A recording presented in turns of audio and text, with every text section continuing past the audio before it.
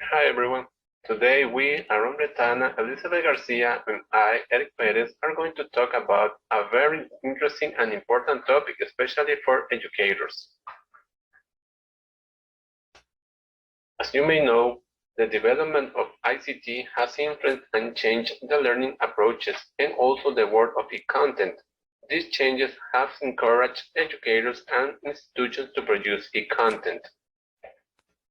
However, in the production of this content, there are some technical and pedagogical thoughts that must be considered by content producers and developers.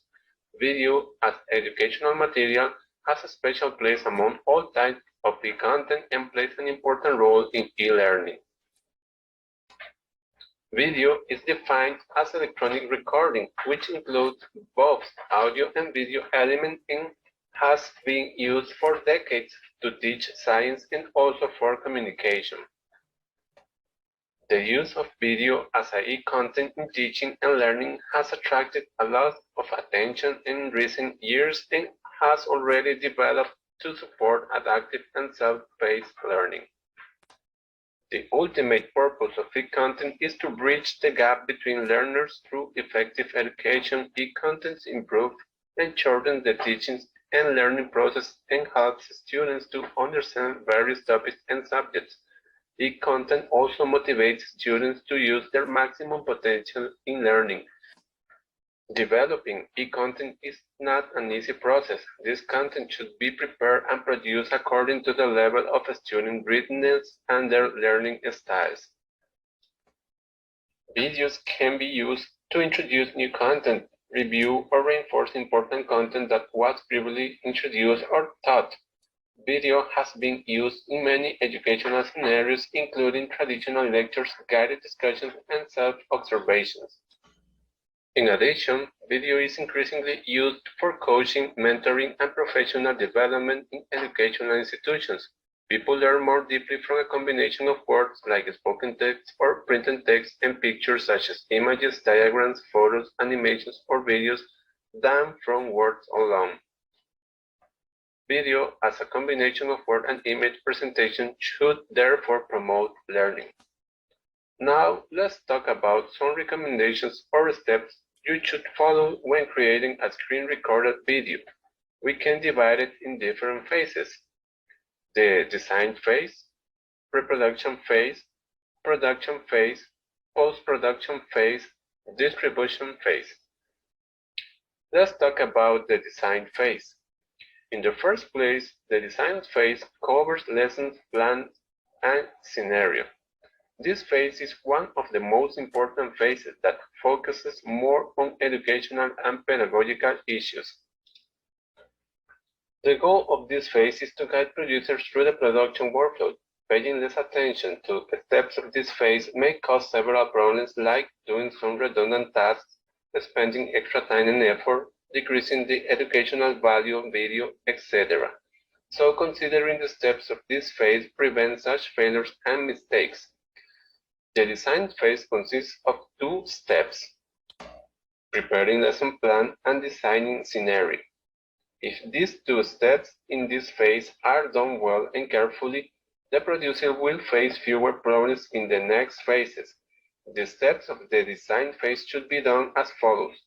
First, the instructor or producer should develop a lesson plan related to the educational subject.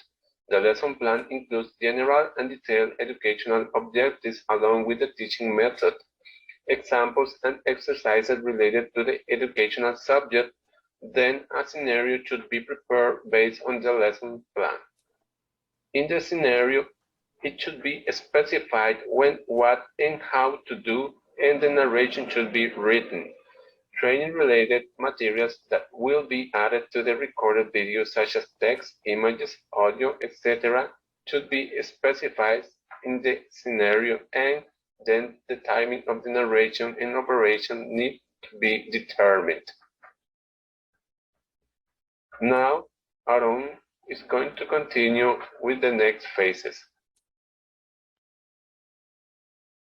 Hello everyone, I'm going to talk about these three phases of screencasting. So I'm going to start with this, and then we're going to review the following two, right? Okay. So for the first phase, called pre-production phase, we have to take into account that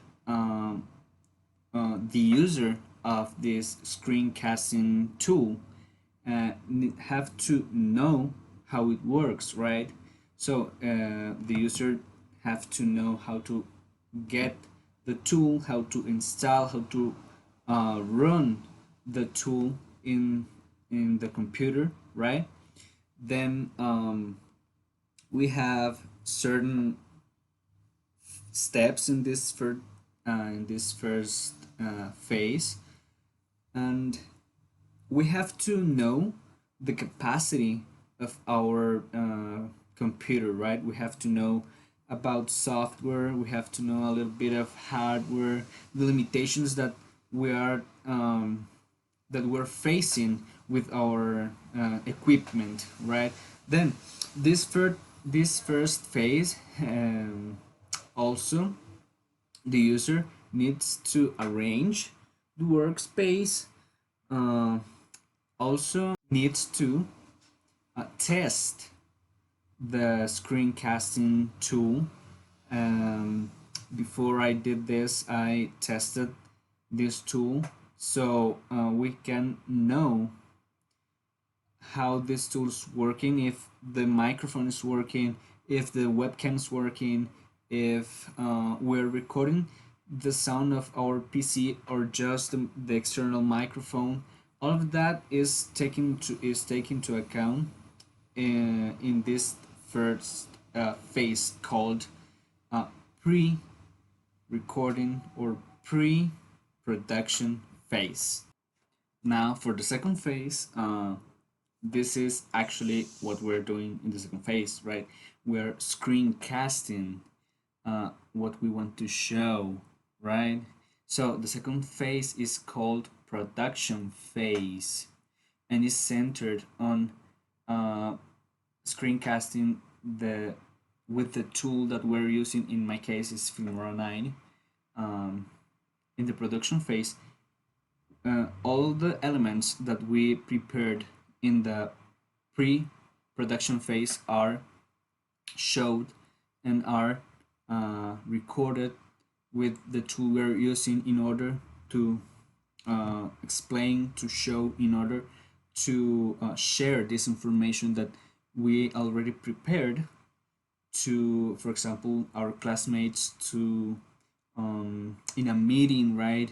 When we want to explain a very complicated or very or even if we want to give a very detailed explanation about something, we record, we produce this material that we are going to use further in a meeting, on a class, on even on YouTube, right? If we like to share information with others on virtual platforms like YouTube, Facebook, or Instagram.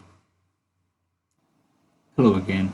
I'm in voiceover now, and I'm going to explain the third phase of screencasting, that is called the post-production phase, and it consists mostly on what you do after you end recording your video, your screencasting, right? So this is what you do after you produce your video. So I'm going to show you how to use the post-production to add images. In this case, I'm going to show you a video of how you can get the images, and then how you can use the post-production to add those images on your video. So I'm going to show you how to use this tool, Filmora 9, to add text, images, audios, and how you can edit on the post-production process, right? So super quick. Here I have my project.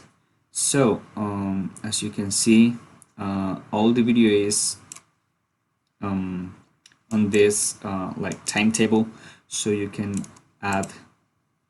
These are images that I have here. So you just drag your image and place it where you need it to be placed.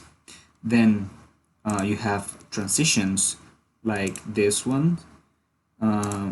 So you can, for example, do this effect right on your video. Then you have titles, right? We all know titles, and this tool is what I use to do this, right? So with titles, you can present information, written information.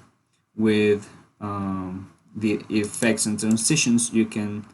I mean, it's a good tool to present, for example, visual information. Sorry, like this. And then with the audios, you can use this little microphone here to create a voiceover like I did here.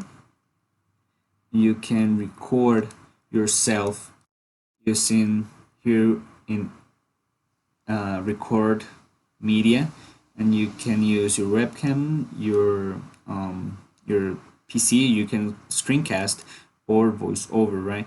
So it's a really useful tool that you can take advantage of in this kind of procedures like screencasting. So that's all in for these 3 steps. Now I'm going to talk about distribution phase. That is the last part of the mentioned algorithm and encompasses all the final efforts for the production of the video.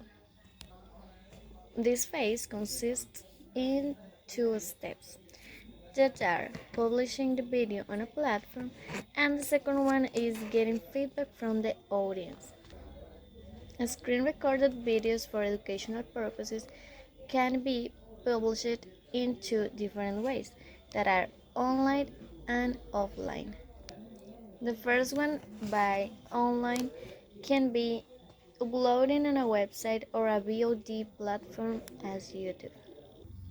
Then we can use them as a part of an online course. And the last one, presenting on content or learning management systems. Now for offline we have sending and distributing by media as a CD or a DVD. The most important step in this phase is video editing. Distribution phase is directly related to publishing and presenting the product to the audience, and also getting feedback from them in order to increase the quality of later products. In this phase, the medium and platform for presenting the videos and the way for communicating with audiences will be set. So, it is intended that by using this algorithm, producers create videos with a higher quality. Now, I'm going to mention some pros for the teachers and students by using screen recorded videos. First, the first pro that I found is that students can reproduce videos as many times as they need to completely understand the topic.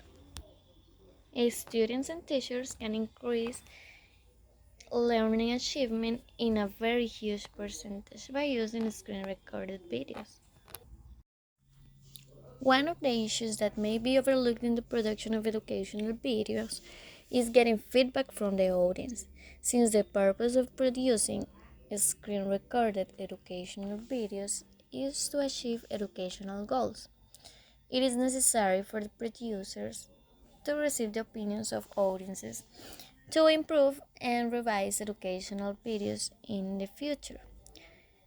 In addition, feedback helps to improve communication and interaction between teacher and learner. Receiving audiences' feedback can be done in different ways, directly through the publishing platform or through SMS, email, or so on.